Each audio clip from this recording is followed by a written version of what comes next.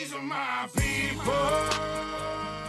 Hi everybody, it's me Nina from Steve and Nina's Homestead. Today I am going to be canning some soup beans, pinto beans. I keep them like this for a little while and then I like to just clear out my stash and can them, and that way when I want a good mess of beans for dinner, I've got them all ready and I just have to throw them in the pan and heat them up. I did a video the other day of when I was cooking dinner for you guys, and I was showing you the Lux beans that you can buy at the store. And if it's just you or your husband or a small family, I was saying that you could buy those and it is cost effective. But if you've got a family and, children or parents living with you or whatever the case, or if you've got a good healthy appetite and you want more than just a little can, it's a great idea to can your beans. Now, this is not an official approved way. The Ball Canning recommends that you cook your beans and for like 30 minutes. I'm not going to do that today because I have canned them many times before, and I like them to be not quite so mushy. And so I don't cook them at all before I can them.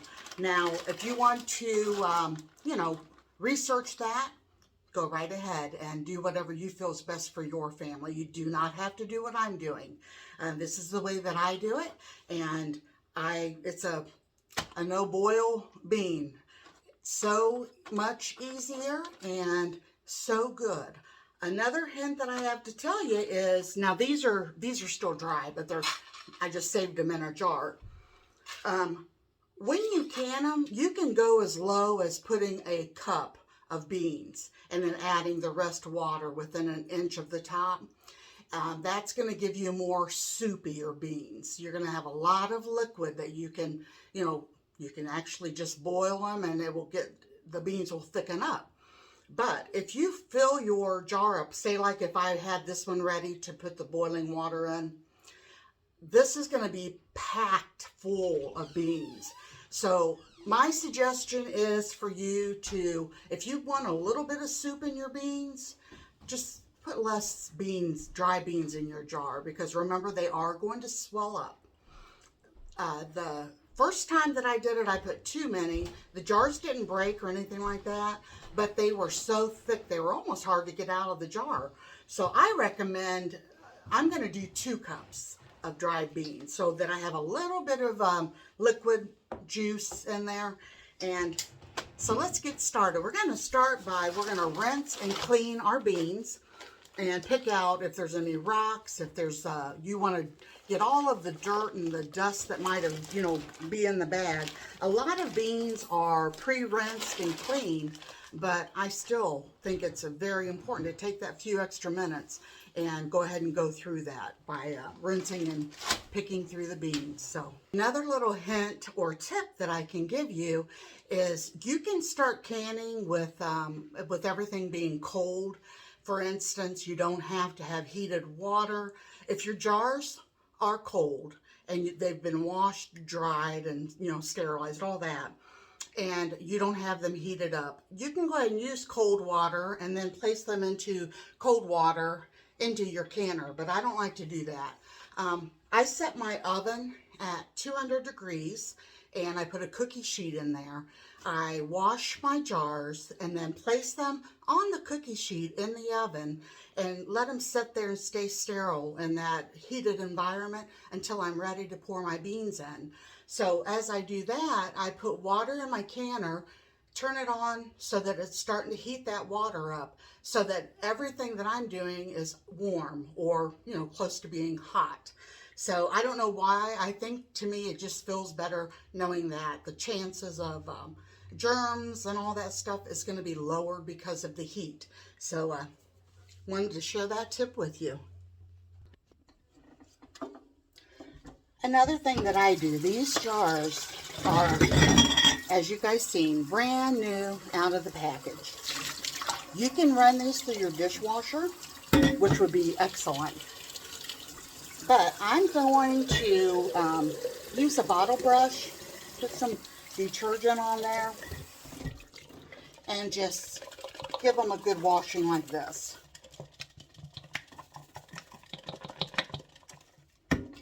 Make sure you get, I just always make sure I do the outsides and the rim. And that way, when I get them, make sure they're really rinsed out well.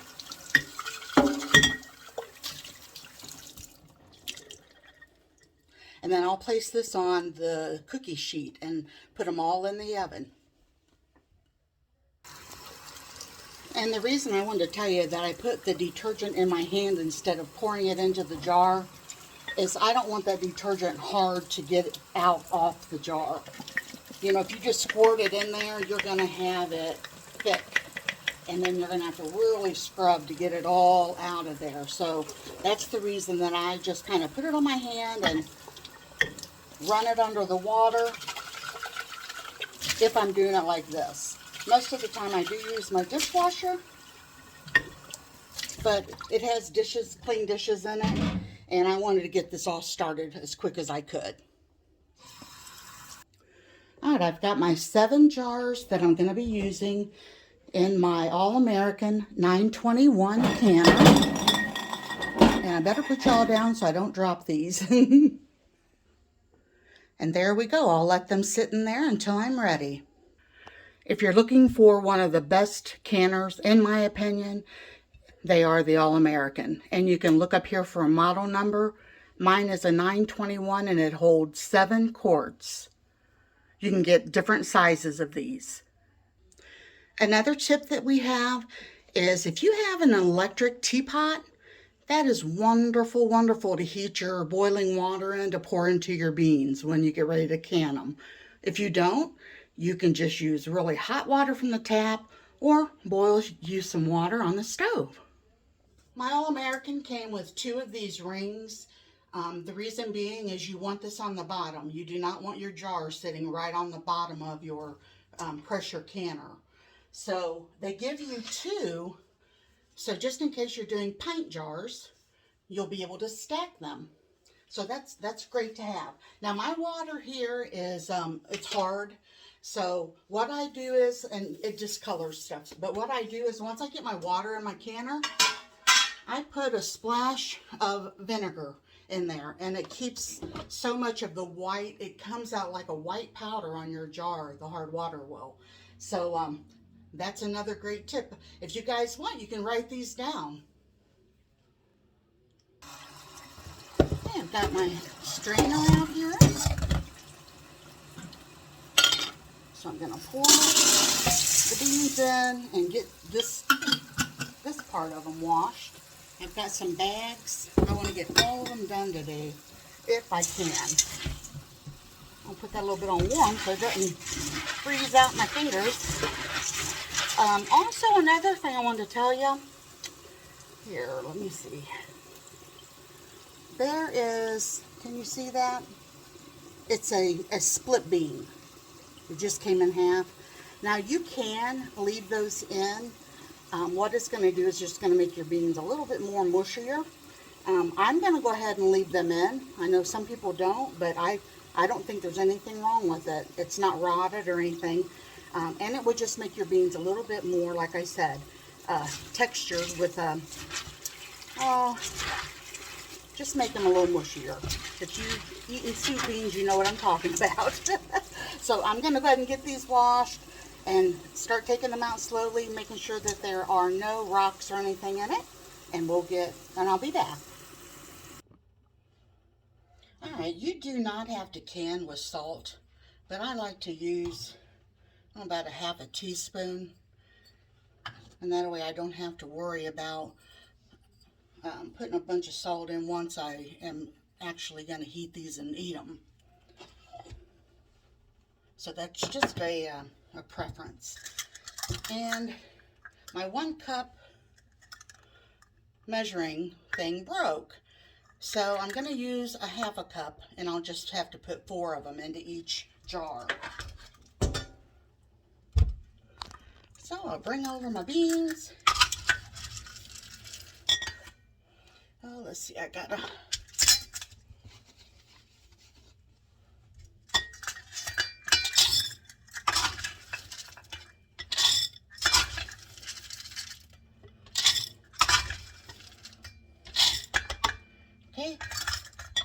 that makes 2 cups. So I'm going to fill all that up and it will have that much space for the juice. I'll go ahead and do this and be back. I've got my lids and the bands heating up on the stove. We want to make sure that they are clean and sterile. And now I just heated up the water in the teapot. So I am going to fill this up to 1 inch from the top for headspace. So actually, it's just about at the line.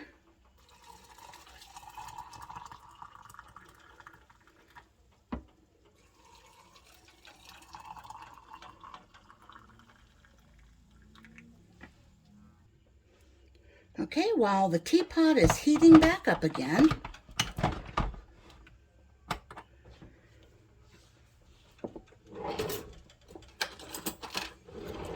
I'm going to go ahead and go through the 3 that I got filled up and make sure that there are no bubbles in there. And also, if I missed any of the bad beans, they will rise to the top. And I'll be able to scoop them out with a spoon or something.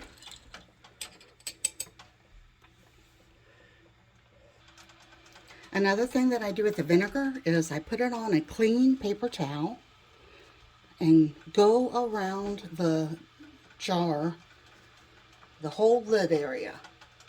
That's going to make sure everything's wiped off of there and it's very clean.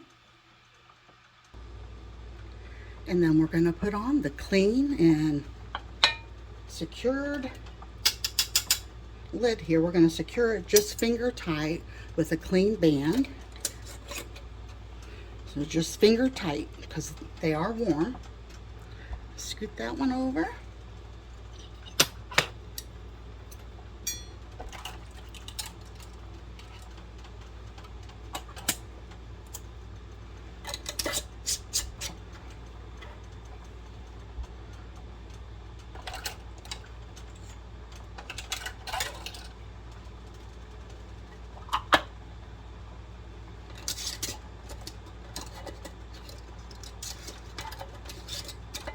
Well, if I can get it started.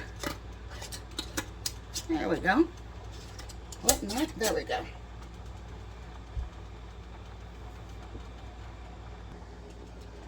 All right, these aren't too hot to touch, so I'm going to go ahead and set these 3 in.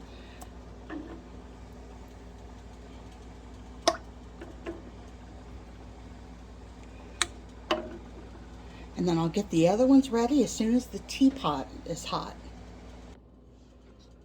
All right, I've got all 7 jars in there.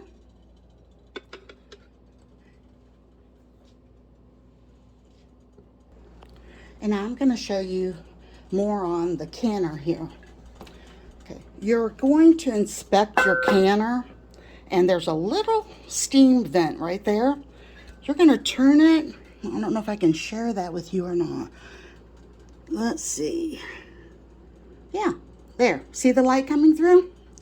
That's what you want to see. Okay?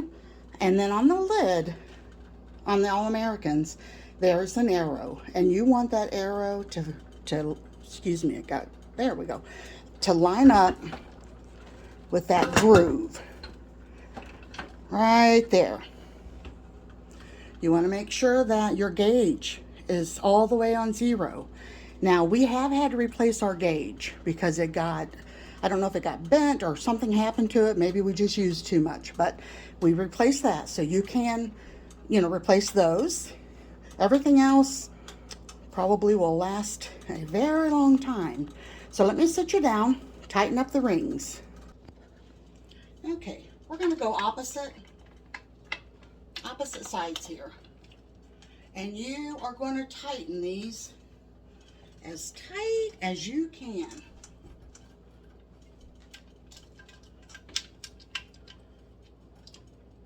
Because I'll show you when it gets all done, some of these will loosen up a little. So you want to make sure, if you're not strong enough, have someone else tighten them up for you. If you have, a husband or a son or even a daughter or anybody that's a little bit, stronger,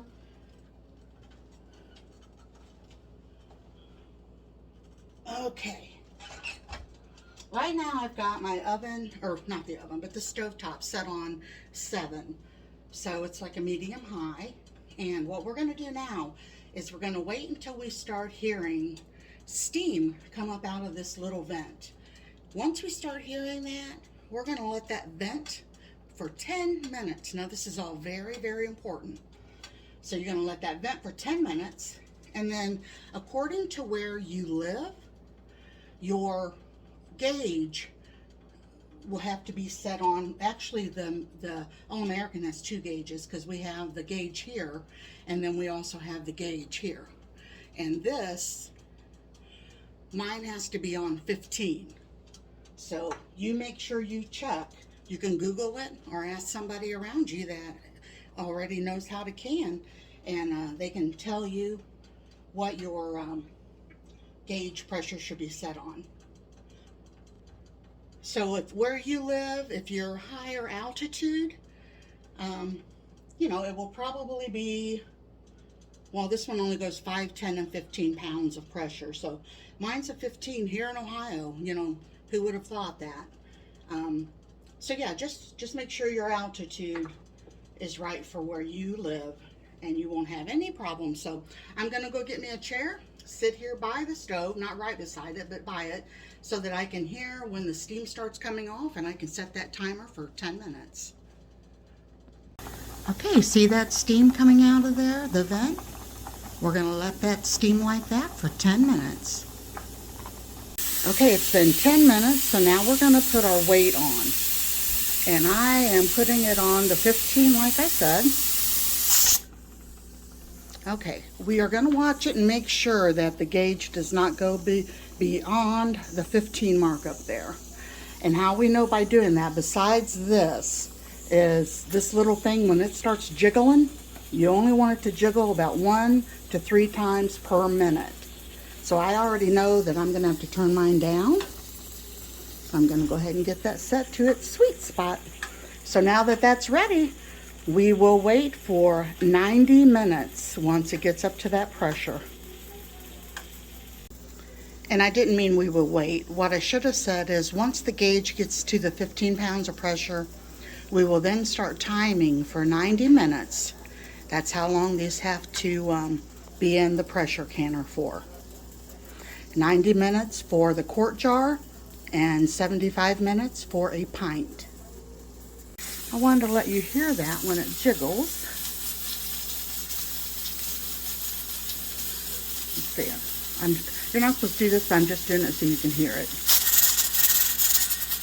That's a jiggle. And so you want it to do that, like I said, 1 to 3 times per minute. If it does it too long or too much, just turn down the heat a little bit. But mine looks like it's perfect. It's right at 15 pounds. All right, the 90 minutes timer is done, and I turned off the stove. So I'll just let this go and until it all cools down. I won't take off this until the gauge gets down to 0. So once it gets down to 0, I'll come back. I wanted to show you the Christmas cactus. That bloom is starting to open up more. Okay, it is finally at 0.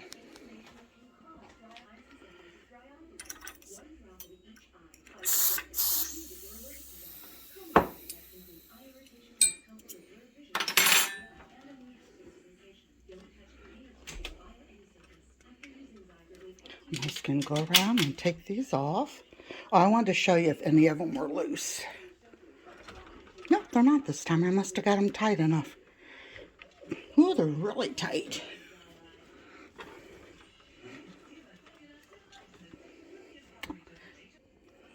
When you take this lid off, as in any other time you're cooking, first you gotta twist it to unlock that little thing there, and then raise it away from you,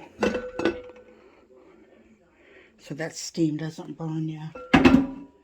I always set that on the sink over here. And let's get these out of here. See how much more the water has went down? It was all the way up to the rim. And another tip is to make sure you always set your jars, hot jars, on some type of a dish towel or something. Because if it is colder and your counter gets, it has a cold, even in the summertime, if you're running the air conditioner, or in the winter when it's maybe not as warm in your kitchen, and you would set this hot jar on here, it could actually crack the jar. So make sure you always put them on a towel. And this my sister got me. It was one of my birthday presents. I absolutely love it. The color and the bunnies. But yeah, so we'll get these out and I will show you. I already had one of them sealed, but I'm a little bit, you can see how they're still boiling in there. I'm a little bit upset because I was hoping there would be more juice in there from the water. So the next ones that I do here in a little bit, I am only going to put 1 cup of beans in so that I'll have a lot of the juice left. So yeah, I will add a picture on to the end of this video of the finished beans that I'll do next, and they'll only have the 1 cup of beans, so that'll wake, because look how much they expanded from being in there. So yeah, that's what I'm gonna do, and I'll show you. Of course, these are still good, and they're be perfectly fine.